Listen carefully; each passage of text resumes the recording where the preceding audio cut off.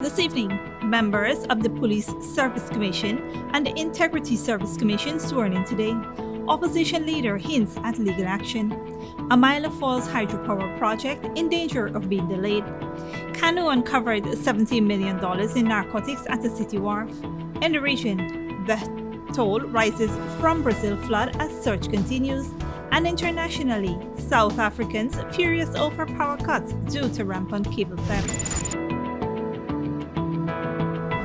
Greetings and welcome to another edition of Channel 2 Headline News Updates. I am Baby Bacchus. Thank you for joining us. Members of the Police Service Commission and the Integrity Service Commission were sworn in today by President Dr. Mohamed Irfan Ali. The new members of the Police Service Commissions are Ernesto Chuofat, Attorney at Law, Charles Conway, Pastor Patrick Finlay, and Hakeem Mohammed. The newly appointed members of the Integrity Commissions are Chandra Gajraj, Attorney Kim Kite Thomas, Mohammed Hanif, and Hardish Tiwari. Chandra Gajraj will chair the commission for the next 3 years. Mohammed Hanif was unable to attend the swearing-in ceremony today and will take his oath at the office of the President at a later date. These members were nominated by the Parliamentary Committee of Appointments. The Integrity Commission Act allows for the President to consult with the leader of the opposition before making these appointments. However, on May 13th, President Ali and opposition leader Aubrey Norton held consultations on these and other constitutional service commissions. On Monday, May 30th, Norton was invited for another meeting for continued talks. Norton was a no-show and did not send his contributions in writing as was requested by the government, citing a breach in a joint statement which was signed on May 13th that further consultations would resume within 1 week. President Ali appointed the members of the Police Service Commission, stating that the country's growth would not be kept hostage by political objectives. Opposition leader Aubrey Norton today threatened that he would move to the court if the president decides to move ahead with the constitutional appointments without the completion of consultations as required by the Constitution. The Amaila Falls Hydropower Project is in danger of being retendered and delayed because the business that won the contract, China Railway First Group, has notified the government of its trouble satisfying contract commitments and wants the model altered. During a press conference on Monday, Vice President Bart Jagdeo told reporters that the company now wants to get into an engineering, procurement, and construction contract with the government. The contract was awarded to CRFG in November of last year on a build, own, operate, transfer basis. According to Dr. Jagdeo, the government is opposed to any attempts to amend the foundation of the tender that was issued last year. He said if the contract cannot be done using the build, own, operation, transfer model, it will be cancelled and retendered. According to the Vice President, it is possible that the timetables for the starting of construction on the Amaila Falls will have to be pushed back. He emphasized, however, that this will have no bearing on the government's pledge to slash electricity prices by half. However, the Vice President further stated that other initiatives such as the Gas to Shore project and the solar panels continue to be on track. Officers from the Customs Anti-Narcotics Unit raided a city dock and discovered a substantial quantity of narcotics worth millions of dollars. Dave Jarvis has the details. Officers of the Customs Anti-Narcotics Unit conducted an operation at the Demerara Shipping Limited, Lombard Street, Georgetown, that resulted in the discovery of a bag containing several parcels of suspected cocaine inside a container on Saturday, May 28. The suspected narcotics was transported to the CANU headquarters, where it was tested and confirmed to be cocaine. The 21 parcels of cocaine with a total weight of 24.63 kg has a street value of approximately 17 million Guyana dollars. According to a report from CANU, the fact that the drugs were discovered on the wharf indicates that it was intended for transshipment to another overseas territory, which would increase their street value. To date, there have been no arrests. However, investigations are ongoing.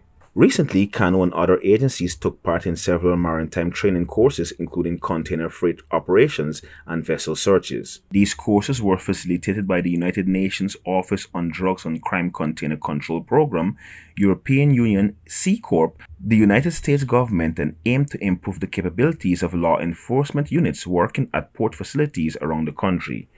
Reporting for Headline News Update, Dale Jarvis. Thanks, Dale. Stick around after the break. The Ministry of Health is seeking to obtain the COVID-19 vaccines for the country's youngsters, and 7 technical and vocational training programs will be soon offered to Lindeners. But before that, here's the bridge retraction schedule, which is sponsored by Antique and Modern Concrete Molding Establishment.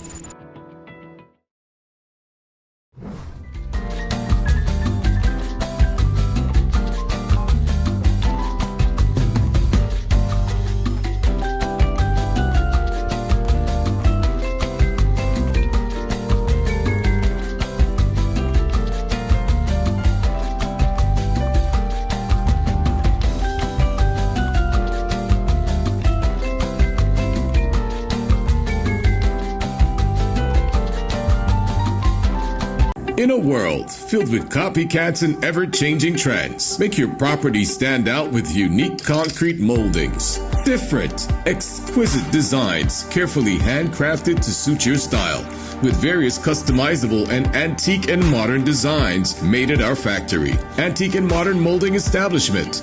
We make your property outstanding. We make and install all moldings anywhere in Guyana. The best quality, affordable prices, on-the-spot quotes, and no hidden fees. Call us or WhatsApp us at 684-5050 or email us at modernestab@gmail.com. Antique and Modern Molding Establishment, made to stand out. At John Lewis Styles, we carry only first quality men's and women's clothing, footwear, and accessories. As authorized dealers, our items come directly from the manufacturing brands and are available in all sizes and colors. What we sell was never on display in another store. It's time you know the truth about what you buy. Come visit us on Waterloo Street. John Lewis Styles. Simply different. Good girl forget things. What's the problem, Granny? I want money for borrow for those surgery. I was dancing and I fall and fracture my hip. If you need some quick money, you should check Lender's Jewelry and Pawn Shop. Lender's Jewelry and Pawn Shop, Lot 238 South Road, Border, Georgetown. Get jewelry made to order in just 72 hours. We also accept vehicles. Lender's, best rates, longest payback period. Boys, I get through. Plus, I could dance again. Lender's Jewelry and Pawn Shop. They say that when it hits you, it hits you.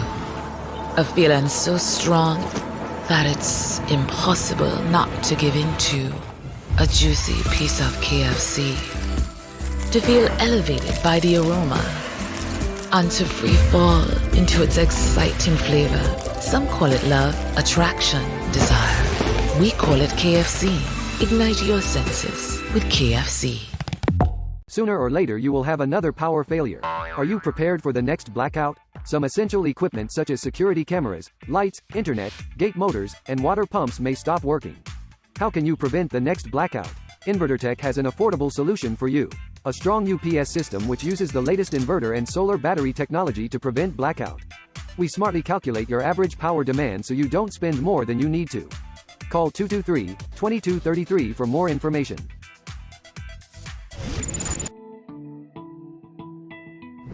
Welcome back. Ghana is pushing forward with the acquisition of pediatric COVID-19 vaccines for children ages 5 to 11 years old to build their immunity and protect them against COVID-19. Minister of Health, Dr. Frank Anthony, said the vaccine would be rolled out sometime within the coming month. We are also expecting to get the pediatric Pfizer vaccines. These are vaccines that can be used for children between 11 and 5. And by the second week of June, we will start making these vaccines available. Minister Anthony said, while the ministry awaits the arrival of the vaccines, health workers would be trained to safely administer them and understand how to observe children after taking the jab. Since the World Health Organization approved the reformulation of the US-made Pfizer vaccine for children ages 5 to 11 years old, the ministry has been working assiduously to procure the vaccines for its younger population. Minister Anthony further stated that the government would soon administer the first booster dose to adolescents, those aged 12 to 17. We are also going to be offering for the first time booster doses for persons 12 to 17 years of age. So again, from the 1st of June, persons within this age category of 12 to 17 would be able to access a booster dose. As of Monday, 34,691 persons between the ages of 12 to 17 years old took the first dose of the Pfizer vaccine, while 25,416 persons have been fully inoculated. The health minister is again calling on parents and guardians to ensure their children are vaccinated against the deadly coronavirus. He said more children need to come forward as the vaccination rate among this age group is worrisome. 7 technical and vocational training programs will soon be offered to Londoners through the Board of Industrial Training as the agency continues its drive to upskill Ghana's human resources and prepare citizens for the oil and gas industry. On Monday, Minister of Labour Joseph Hamilton led a skills training consultation at the Linden Technical Institute. He said the response from the region signals its willingness to develop like the rest of the country. Several subgroups with representatives of local organs, the Ghana Police Force, and others would be established to finalize plans within 2 weeks. Electric installation, general building, trial skill fair, and other ideas were the highlights of the session. Meanwhile, Minister Hamilton said Guyanese must be ready for the oil and gas industry. Don't go away. After the break, EU leaders agreed to Russian oil ban after compromise with Hungary, and South Africans furious over power cuts due to rampant cable theft.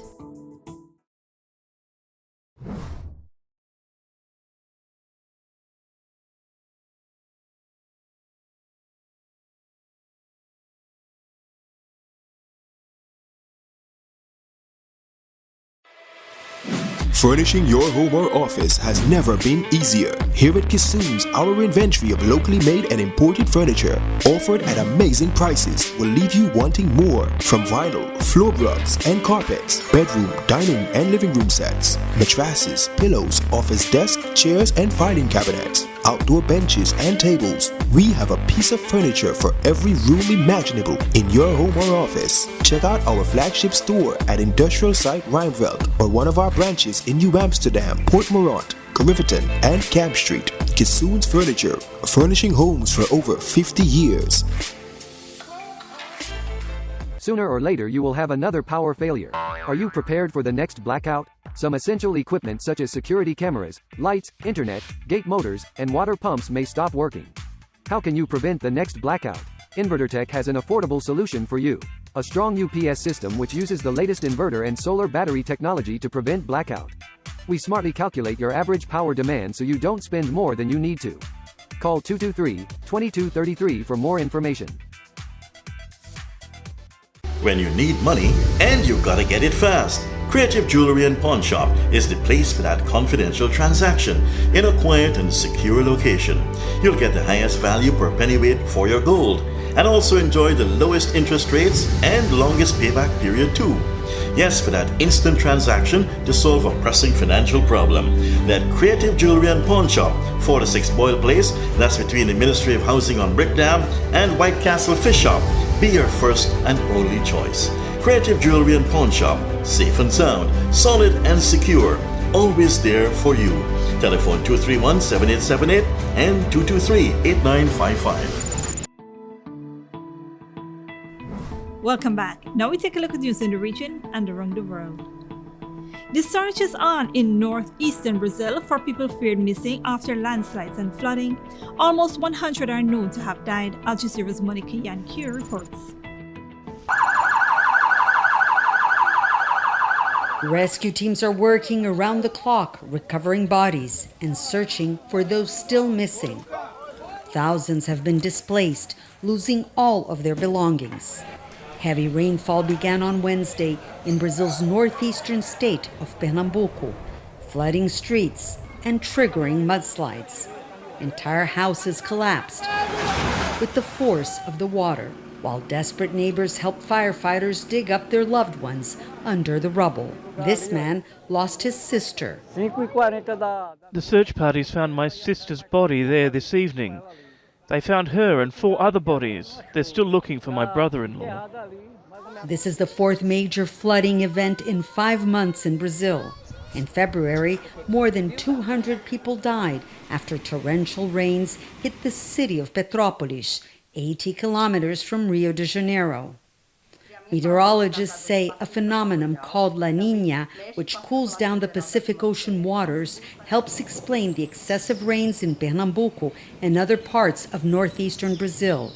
There is no doubt that climate change and the rise of temperature in the Atlantic Ocean are also responsible for these extremes. Cold weather, hot weather, droughts and rainfalls, they've all become more severe. Besides bad weather, poor urban planning in low-income neighborhoods in many Brazilian cities is also responsible for the number of deaths and the mudslides.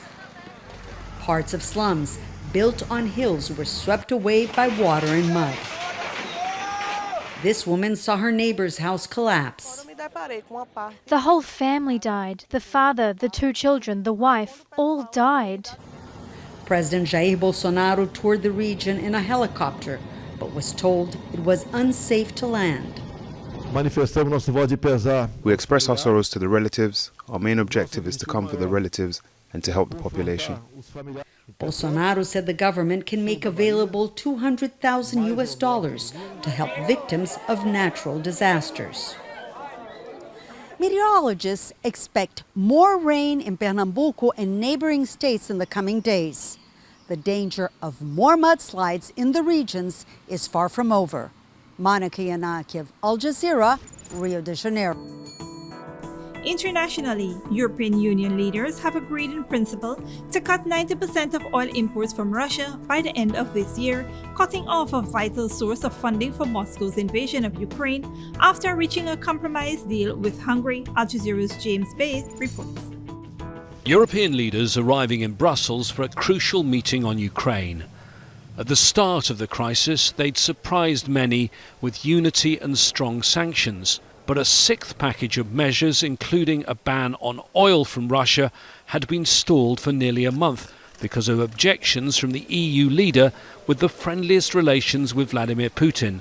Even at the start of the meeting, Hungary's recently re-elected Prime Minister Viktor Orban seemed opposed. There is no agreement, of course. The problem is, that we are in a very difficult situation, basically because of the irresponsible behavior of the Commission.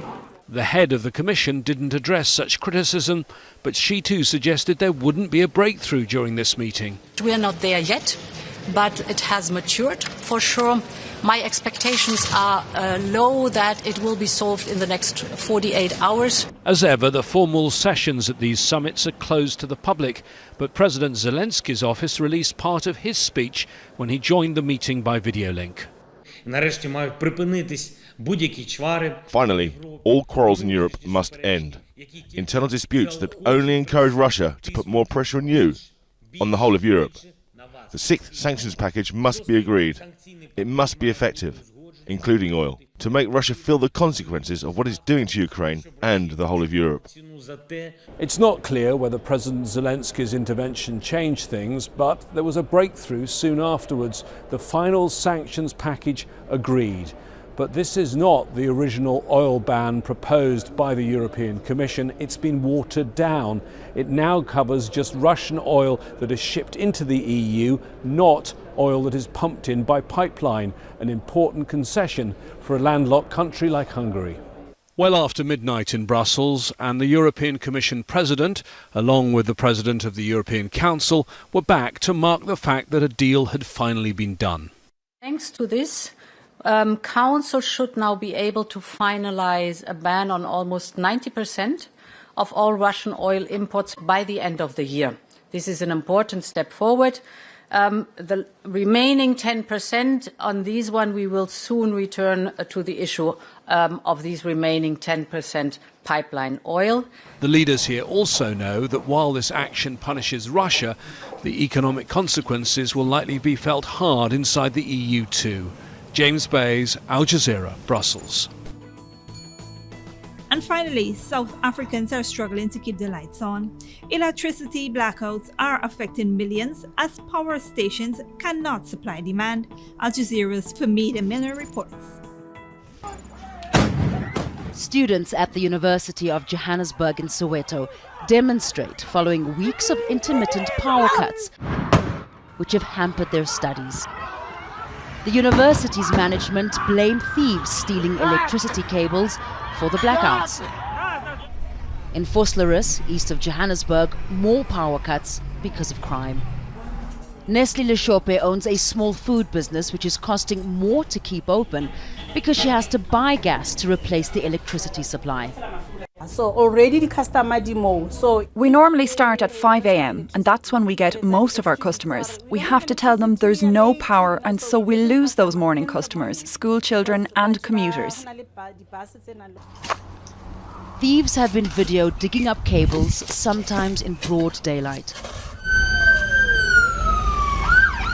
But much of the theft takes place at night during the electricity blackouts. While South Africa is battling to keep its lights on because of issues like aging facilities, the problem's being worsened by rampant crime. Electricity cables are being stolen at an alarming rate, and officials are trying to stop as much of it as possible. In Soweto, frustrated people and police go on night patrols to try and stop the vandalism, but they're hindered by the lack of light. Thieves are after copper, which sells for up to $20 a kilo on the black market. Some is shipped overseas. There's a very hard plastic casing, but they manage to get through it, and they take the copper out, the strands of copper cables inside, and they burn that plastic casing to get to the actual copper. Power companies say the demand for copper is higher than ever, and crime syndicates control the trade. They then sell it to these sort of scrap metal dealers. Sometimes you get this what we call bucket shops, which are unregistered scrap metal dealers. That will be at level 2. Then from level 2, they then take it to like your recyclers and your refineries. And those are the guys then who will granulate this thing, and by granulating it, they deform it. While official patrols happen about 3 times a month, residents gather nightly at their own risk, often facing heavily armed thieves, keeping an eye on power lines, in an attempt to keep the lights on and their community safe. Famida Miller, Al Jazeera, Soweto, South Africa. And that is it for today's regional and international news. Here now to 3 weather forecast.